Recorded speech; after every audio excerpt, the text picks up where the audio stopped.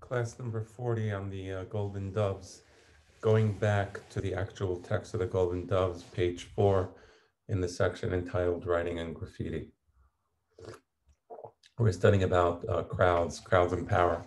One of the fascinating topics is the power of crowds. Elias Canetti won the Nobel Prize for literature, if I'm not mistaken, for his work, Auto da Fe. As I recall, nevertheless, he has several books, The Voices of Marrakesh, and other great books. But I think personally, my favorite book was Crowds and Power. And he discusses the power of being an individual who's subsumed by a crowd, right? So that's powerful. So especially in a political rally, you're all subsumed by the words of Stalin, and you become one, and you become subservient to Stalin. It can be a football game. A football game is a great example of a crowd where everybody does the wave together, and you're all like together.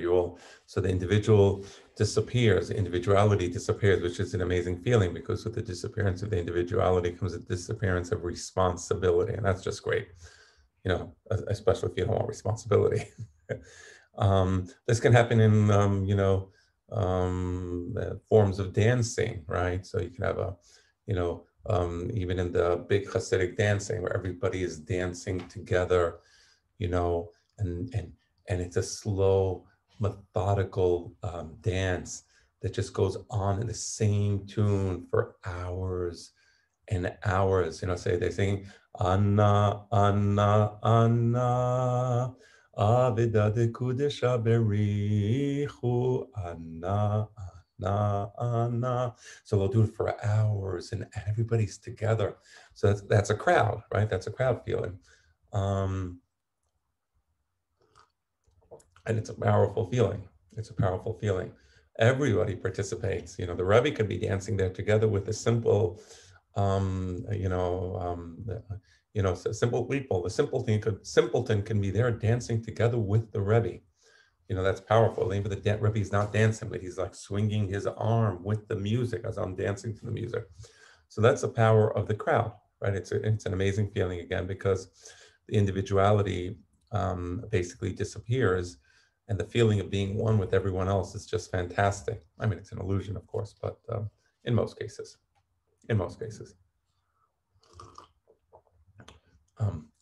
So there are also national crowd symbols. So now I'm reading in the text. There are also national crowd symbols whose object is to foster national unity and identity. Right. I mean, I brought Stalin at the beginning, but I sort of maybe started with sports. That's a great crowd symbol, right? So national crowd symbols are there to engender unity among the people. So you see the flag, and you love the flag. You will die for the flag, right? So that's a national crowd symbol. I don't mean to. I'm not putting it down. I really am trying to be descriptive and not judgmental. So every member of a nation always sees himself or his picture of himself in a fixed relationship to the particular symbol which has become the most important for his nation. So who are you as an American? Well, what is your relationship to the flag of the United States of America? So some people love the flag. Some people will wrap themselves up in the flag. Some people are a little more passive. Some people will stand up during the national anthem, as they should. And then you have the oppressed. You have these poor minority athletes who make tens of millions of dollars a year for throwing a ball around. They are the oppressed class, and they kneel down during the national anthem because they are so oppressed. They make tens of millions of dollars a year for throwing a ball around, right? So that's an example of it. So that, and then there's some people who will step on the flag. So there's some people who will kneel, at the sounding of the national anthem. Then you have people who will step on the flag, and then you have those people who will actually burn the flag, right? So the relationship of the individual to the nation is reflected in the relationship to the individual towards the national crowd symbol of the nation, which is, for example, in some cases, the flag.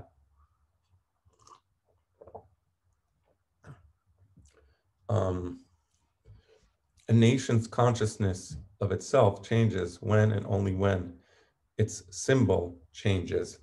So if God forbid America was to ever decide to give up, well, if it were to decide to give up the republic, I guess formally, let's say it decided to give up the flag. So, just take things to a logical conclusion, it would give up the flag.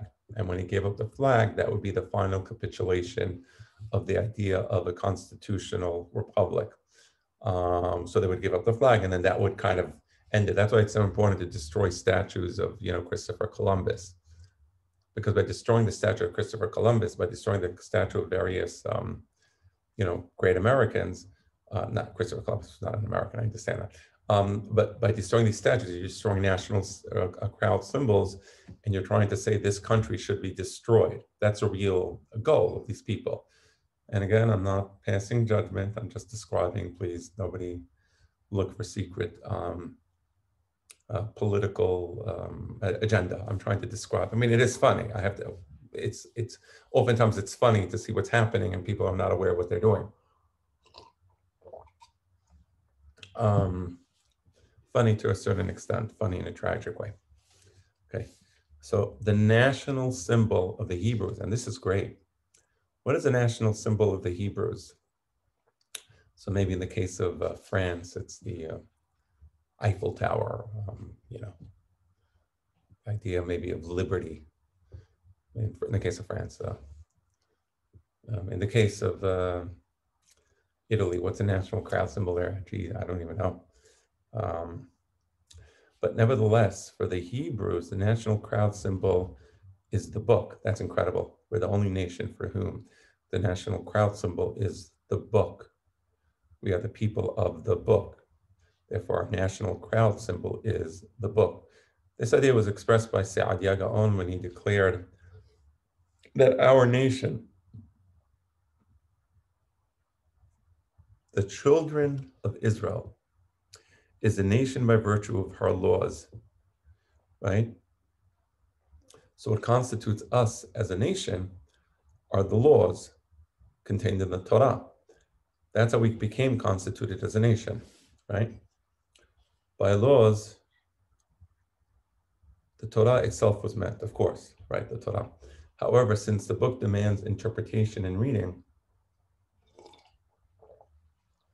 this symbol implies selfness and diversity. It's really an amazing point. So when your crowd symbol is a hieroglyphic image, some pictorial image, that's your crowd symbol, everybody reads the crowd symbol equally. It evokes a particular emotion, a particular feeling. And again, doesn't matter whether you agree or disagree with the crowd symbol. As I said, there's some people who wrap themselves in the flag of the United States, and there's some people who will burn the flag of the United States. But the relationship is vis-a-vis the symbol. Everybody understands the symbol and reads it the same way. In the case, when you say that the national crowd symbol is a book, that's incredible. Because a book, a text, must be interpreted. And the minute you have the idea of interpretation, the minute you have the idea of reading, you now highlight the idea of individuality. Because to read and interpret, you must be an individual. You must be willing to confront the text itself. And hence, within the Jewish people, the crowd symbol doesn't squash individuality. Within the Jewish people, the crowd symbol engenders individuality. The extent of variation between Jews, both in their nature and their appearance, is one of the most extraordinary phenomena there is observed. Canetti himself understood it. And he himself understood that you look at the diversity of the Jewish people like to play lip service to the idea of pluralism. People love to do that. So America is a very pluralistic society until the politicians came in. And the politicians have created these race wars, starting with, starting about 15, 16 years ago, more or less. They started creating these 12 years ago, they started creating these race wars where they pit one group one ethnic group against another ethnic group, right? So you have a particular skin color, everybody with a different skin color hates you, and therefore you have to hate them back. So they have this class warfare. You're poor, you have to hate the rich, right? This is what they're doing now in the United States. So people talk about pluralism. There's no more pluralism in the United States. Pluralism implies some sort of unity. There's diversity, and there's a unity within that diversity. So there's no unity in the diversity in the United States when it's become what it's become. So, but among the Jewish people, on the one hand, we're incredibly diverse because what defines to be a Jew is not ethnicity. What defines to be a Jew is adherence to the national symbol of the Jewish people, which is the Torah. So we have this incredible diversity, ethnic diversity, but not just ethnic diversity. We have a diversity of ideas because, again, everybody is free to read, everybody is free to interpret the book. So it's a true diversity, right? That we have in Am Yisrael. I mean, interestingly enough, you see this in the state of Israel today, where you really have an incredible diversity, ethnic diversity on the one hand. You have that in Israel. In Israel, you do have the class warfare, unfortunately, which is the politicians, the nehashim, the primordial snakes. They call themselves politicians, and then they slither in the Knesset and they take over those instruments of power there. So they create tension between the people. So there's Haredim against Chilonim, Chilonim against Mitnachlim, Mitnachlim against Haredim. It's all manufactured. There should be no disunity, rather. There should be no disunity between the Jewish people. But these nehashim, called politicians, they create this disunity for the purpose of getting power. I mean, I've spoken about that, I think, in some of my other classes as well. But if it wasn't for that, there wouldn't just be ethnic diversity as there is in Israel today, but there would be diversity of opinions, and there would be a unity between the people, notwithstanding the diversity of opinions. That's the right way.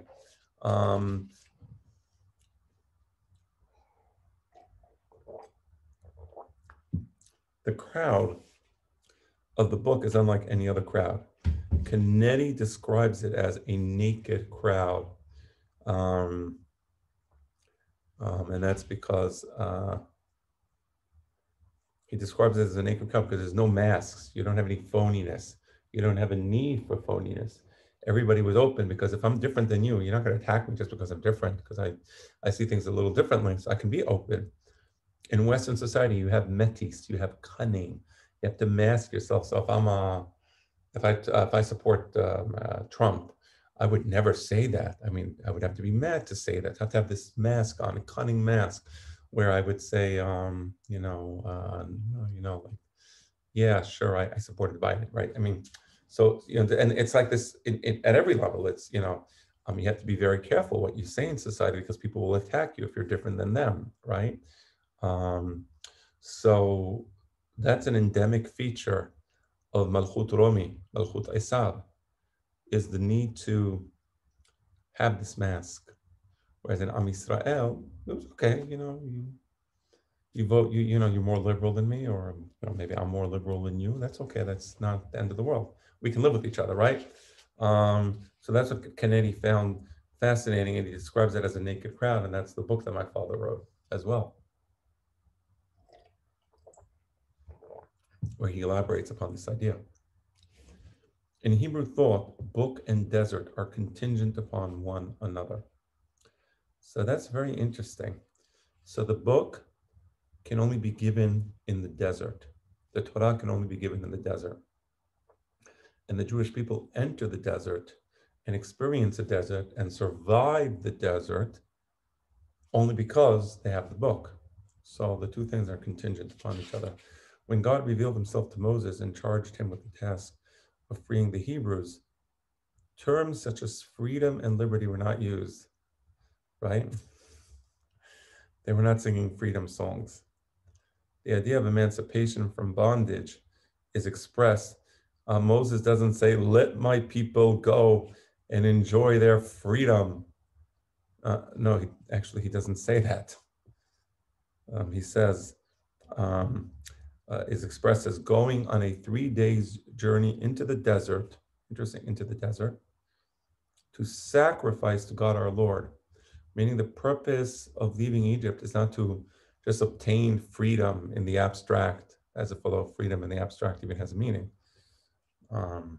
It doesn't, right? But rather we want to go and worship God. We want to serve God. Characteristically, Moses rejects Pharaoh's offer to worship God in the land. And then Para'o says, why do you have to go to the desert to worship God? You can worship God in Misraim. Why go to the desert? No, it doesn't work. We cannot worship God in Misraim. That's just incorrect. That does not work. So let's try to understand a little more about that. The desert, like the blank space of the rabbis, is an essential element of writing. Right, so like to write words on a kelaf or a gevil, it has to be white, okay? So only when you have white space or blank space can you have the possibility of writing. That space, that white interval, wrote Ja'abes. All right, and I'm sorry, and then once you write the letters, you must have a space between each letter. The letters are, according to Halacha, the letters are not allowed to touch each other, right?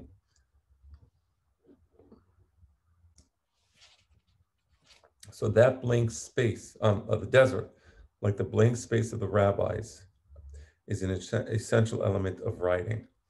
So to write, you need that blank space. And to accept a written text, you need the blankness of the desert. That space, that white interval, wrote Ja'abes, Edmond Ja'abes, or maybe Ya'abes. Far from separating one word from the other, unites them. In fact, desert is the very condition of speech. The word cannot dwell except in the silence of other words. You understand? So the only way you can have a word or a series of words spoken and heard is there's a white desert, a white parchment, or blank space. There has to be silence. And when you hear the silence, only then can words be spoken. To speak is accordingly to lean on a metaphor of the desert, a space of dust or ashes, where the triumphant word is offered in her unrestricted nudity, right? So only in the desert, where there is nothing but dust and ashes, there is no physical objects and things and images, sand, ashes, that's it. There can you have speech, and their speech becomes meaningful, right? And the word can be understood completely in her nudity, meaning there are no other things impeding your ability to hear the word, to understand the word, to synthesize the word, because there is nothing else in the desert.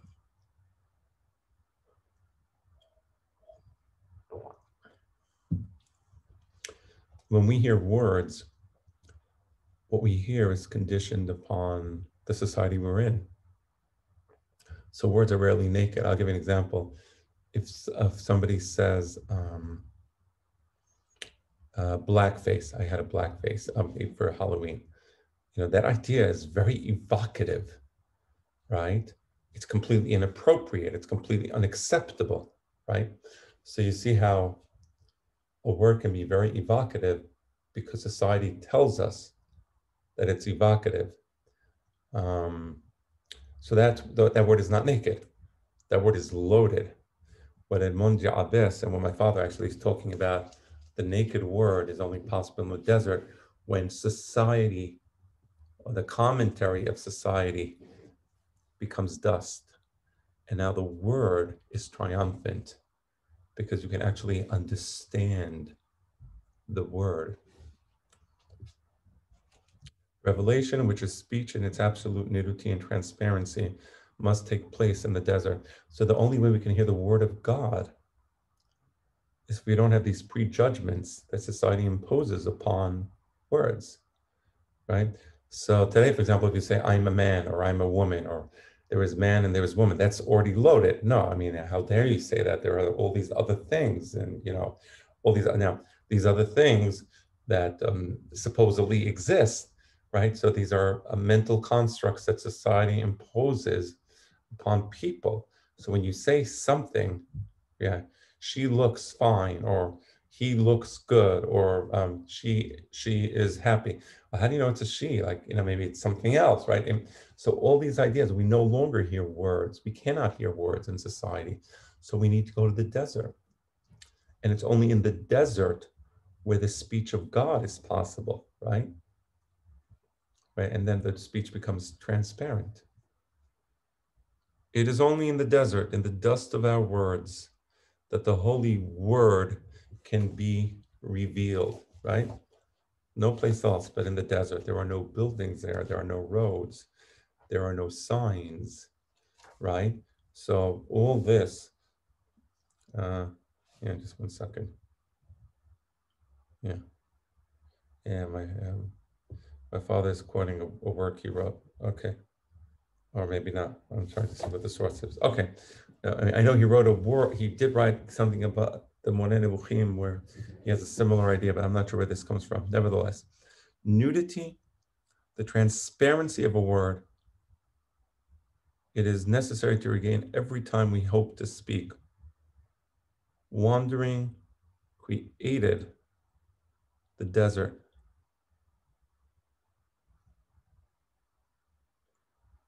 Right. So whenever you want to speak,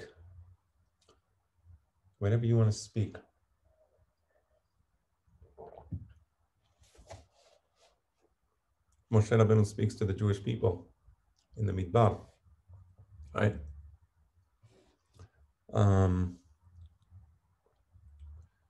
So you want the word to be transparent. And he says, wandering created the desert. Wandering creates the desert because wandering implies that there are no signposts. So you're wandering. You don't know where you're going exactly. Because usually there's roads, there's a network of roads, and you follow a sign, go left, go right, go straight, go back. But in the desert, there's only wandering. So again, all you have is dust and sand and nothing else. So there's nothing from the outside imposing itself upon the mind. The relation of this to the idea of silence and negativity is evident. Right, so there's the idea of silence, which will be discussed later. But briefly, for a word to be spoken and transparent, there needs to be silence. So it is in the silence of the desert that the Pasuk can say, V'chol ha'am ro'im et hakolot. They can see the words. They became transparent for what they are. So you have silence and negativity. The relationship of this to the idea of silence and negativity is evident. The idea of negativity is a little more complex. Let's wait till we get to the section that discusses it more fully. The desert is that negation, peculiar to the writer, which, as Blanchot tells us, the writer seeks, as the no that is not no to this, to that, to everything, but the pure and simple no. So unfortunately, I am going to have to talk a little about Maurice Blanchot, and he was one of the French post-structuralist thinkers. If you think that derivative calculus or integral calculus or Newton's Principia is difficult, and they all are difficult, especially Newton's Principia, I recommend that you read Maurice Blanchot, and you'll see that that's really difficult. But nevertheless, let me just read the sentence again. The relation of this to the idea of silence and negativity is evident. The desert is that negation peculiar to the writer, which, as Blanchot tells us, the writer seeks. So let me explain a little more than I wanted to at this point. The point is, we're talking about words being loaded with meaning, and only in the desert can you actually hear the word. But here's the thing, any word, even if you're in the desert, technically has a meaning. There's the sound apple is a signifier for a signified, namely apple. So I'm thinking when you say apple, I think of an apple. But the idea of Maurice Blanchot is, for example, in poetry, the idea is we want the presence of a word as a word. So for the presence of a word as a word, you need to divorce the word from its meaning, suspend that meaning, let's say, and then you just enjoy the word. A rose is a rose is a rose. I forget where I read that. But there it's just the idea of the word rose, right? So poems are about the words that are made out of, that the poem is composed of. And by suspending the meaning of those words, you're allowing the word to exist, to create its own presence. So that's the idea of silence, right? And the idea of negativity. So it's now you suspend meaning. And because you suspend meaning, ironically, now you have a new meaning, or you can have a sort of a portal to some sort of knowledge that the word can be pointing to, right? So as Blanchot tells us, the writer seeks as the no that is not no to this, to that, to everything, but the pure and simple no. So usually when you say no, you mean no, I will not do this, or no, you will not go, or no, I will not eat this. There's always no refers to something else. And when he talks about the pure and simple no, he means the word no existing as a word, independent of a specific external referent, right? So that's the idea of the desert. The idea of the desert is when words themselves turn to dust, in the sense, what do you mean that words turn to dust? In the sense that the words exist as words, but only as words. So like the desert itself, this type of navigation involves a particular type of dread. Right, it becomes scary. Right. Dread does not allow the recluse to be alone. Right. So if you're all alone, right, you're alone in the desert, for example, but the fair doesn't allow you to be alone because it's always there with you. It deprives him of the means by which he could have some relation to another, making him more alien to his reality as a man than if he had suddenly been changed just as some sort of vermin.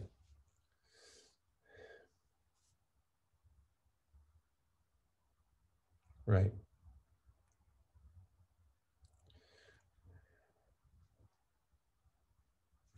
I think that Albert Camus' The Stranger has something to do with this.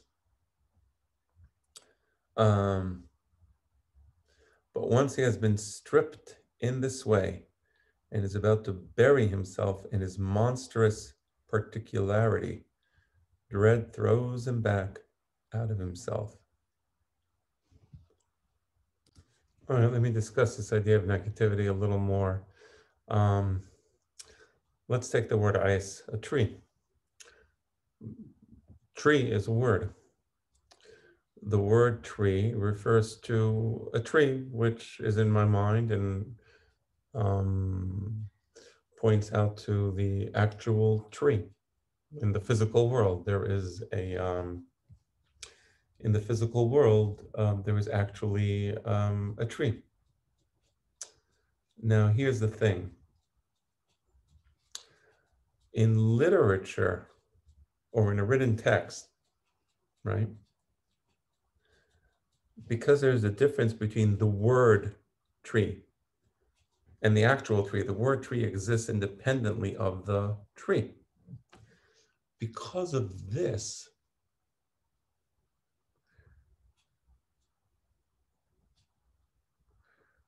the word tree can now take on a multiplicity of meanings. In other words, precisely because the word tree negates the actual tree. It is not the actual tree, right?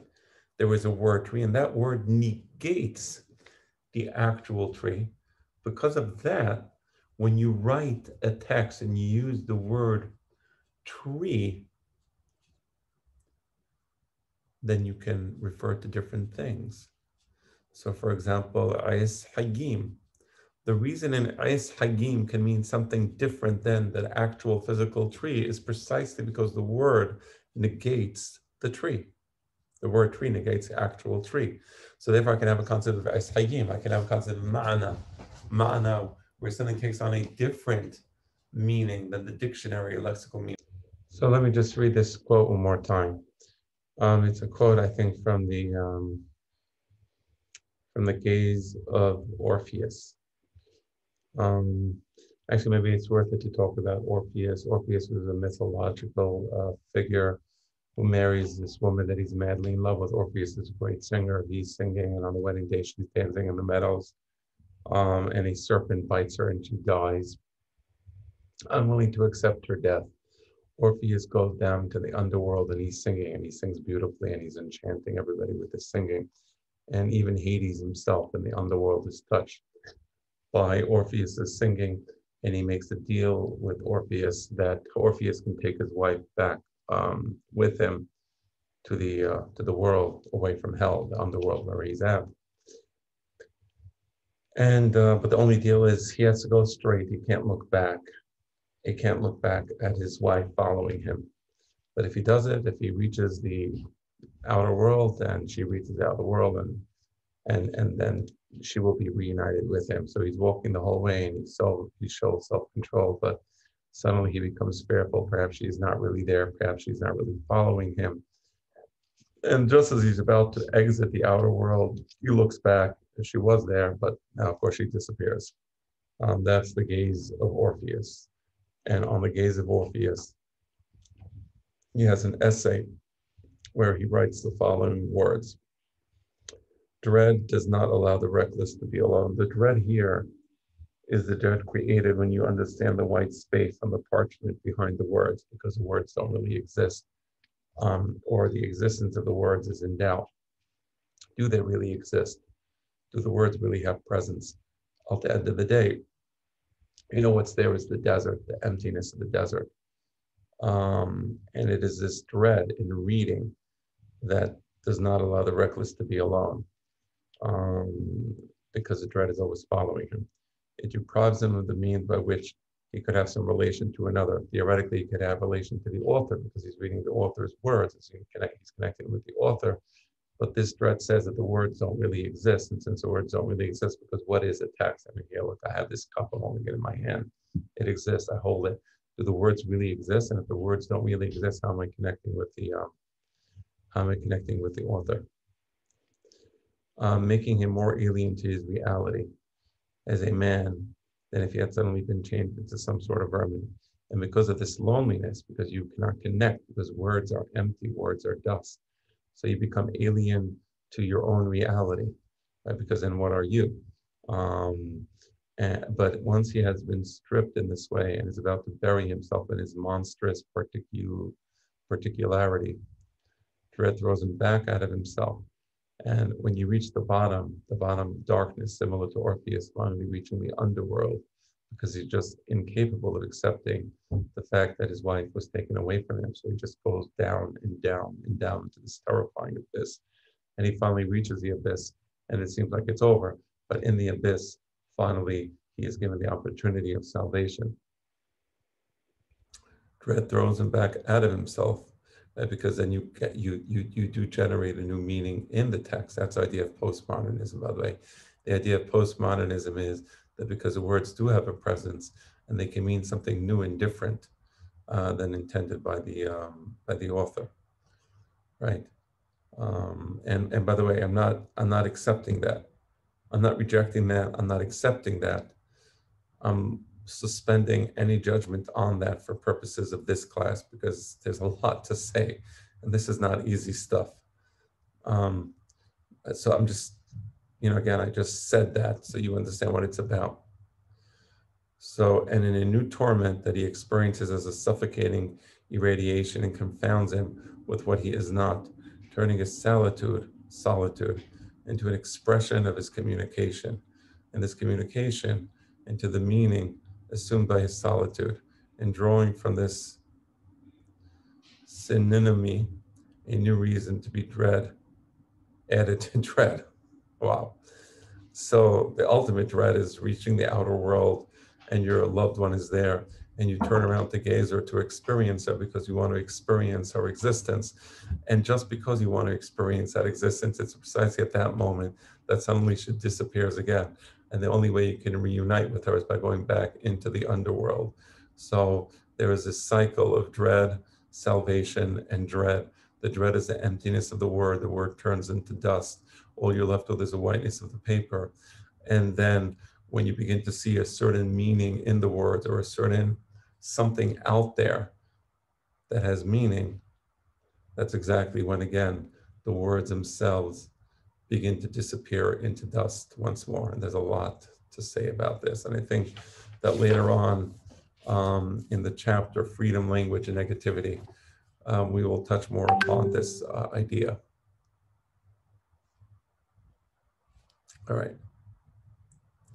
This is, and now back to the text. That was a quote from the Gaze of Orpheus.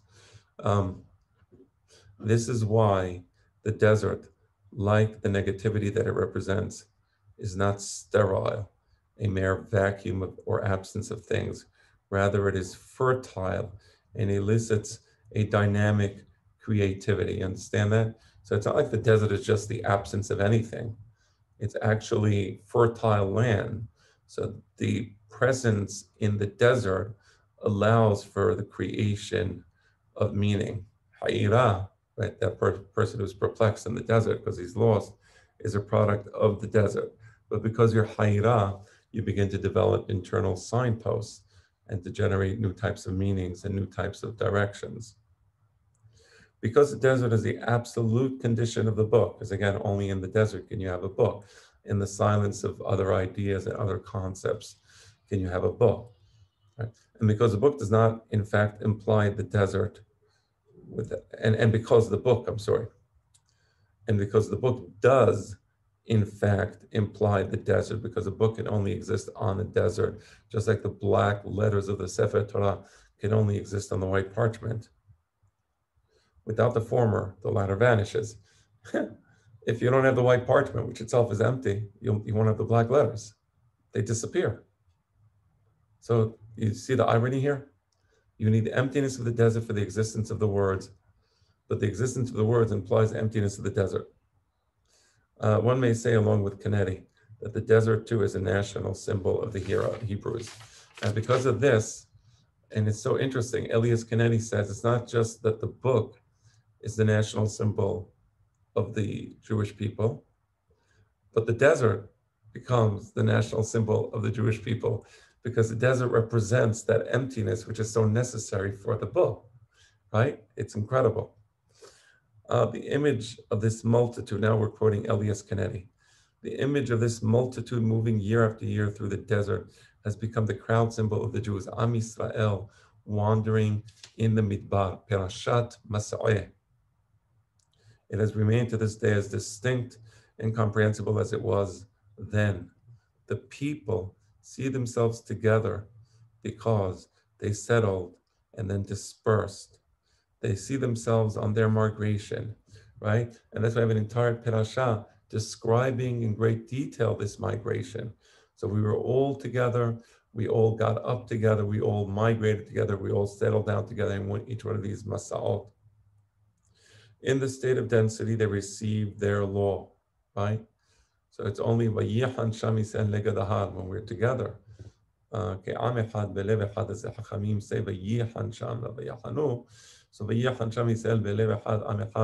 only then can there be the possibility of law, Torah. If ever a crowd had a goal, they had. Right? We didn't just wander in the desert. We wanted to reach the Har Sinai, and after Har Sinai, we wanted to reach Eretz Israel.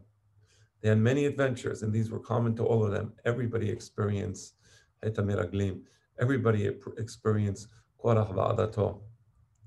The crowd they formed was a naked crowd of all the many things which normally enmesh men in their separate lives. Scarcely any existed in these surroundings. Usually, everybody is surrounded by things that separates himself from his neighbor, and that separates his neighborhood from other neighborhoods, and that separates his city from other cities. It's walls upon walls upon walls. But in the desert, there was none of that. That's why it's called the naked crowd. We all had common experiences, and we all developed common values together as we studied the Torah together in Ohel Moed with Moshe Rabbeinu. Around them was nothing but sand, the barrets of all crowds. Nothing is more likely than the image of sand to emphasize a feeling of being alone with itself, which this wandering procession must have had. So the loneliness of the desert follows the Jew. Every Jew in the desert is lonely, and yet we are all together in the desert at the same time. Right? The emptiness of the words. We become the words.